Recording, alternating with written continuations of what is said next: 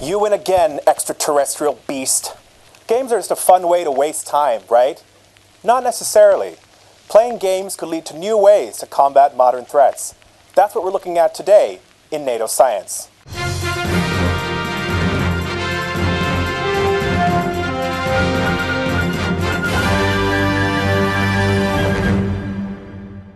Around the world, people spend billions of hours a week playing games.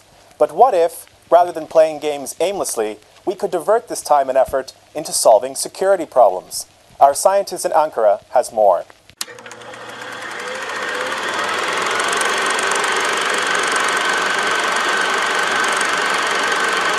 I always remember a military trainer telling me, I have students playing Fortnite and I'm trying to teach them using PowerPoint. We use games at NATO to play through different scenarios.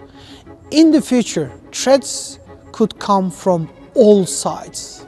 Disinformation, urban warfare, cyber attacks, civil unrest, robots, drones, even augmented humans.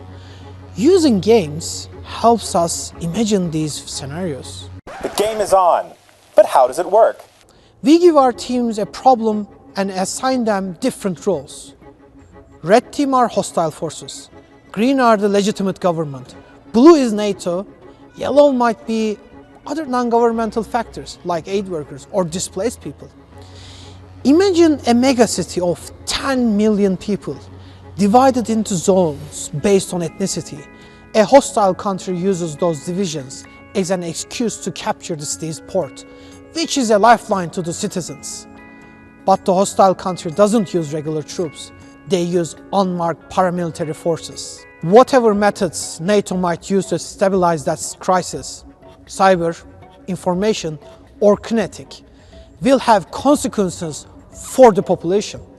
A facilitator watching the game runs up a software that uses an algorithm that predicts the effects of each action.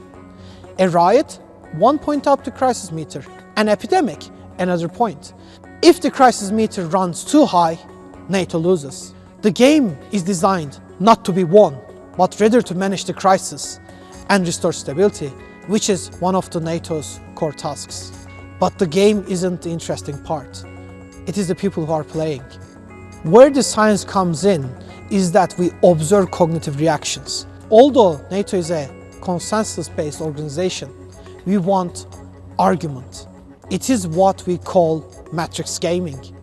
NATO needs people asking questions they haven't asked before, because these might be the questions that we need to answer to keep peace and security in the future. Next episode, we'll take you to Florence in Italy to meet a robot taking the lead in the fight against landmines. Check out the rest of the videos in the series to learn more about NATO science.